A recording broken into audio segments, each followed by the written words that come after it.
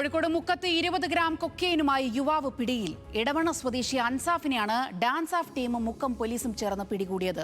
വിവിധ സംസ്ഥാനങ്ങളിൽ നിന്നും ലഹരി എത്തിച്ച് കോഴിക്കോട് വിതരണം ചെയ്യുന്ന സംഘത്തിലെ കണ്ണിയാണ് പിടിയിലായ അൻസാഫ്.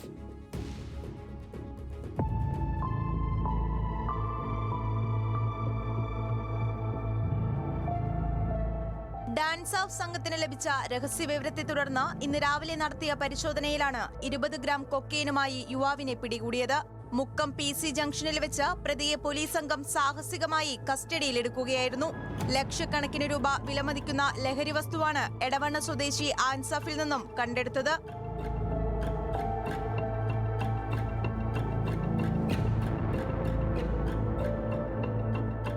ഇതര സംസ്ഥാനങ്ങളിൽ നിന്നും ലഹരി എത്തിച്ച് കോഴിക്കോട് ജില്ലയിലെ വിവിധ ഭാഗങ്ങളിൽ വിതരണം ചെയ്യുന്ന സംഘത്തിലെ പ്രധാന കണ്ണിയാണ് പിടിയിലായ അൻസാഫ് എന്നാണ് പോലീസിന്റെ നിഗമനം. പ്രതിയെ കേന്ദ്രീകരിച്ച് കൂടുതൽ അന്വേഷണം നടത്തി ലഹരിയുടെ ഉറവിടവും ആർക്കുവേണ്ടിയാണ് ലഹരി എത്തിച്ചതെന്നും കണ്ടെത്താനുള്ള ശ്രമത്തിലാണ് പോലീസ്.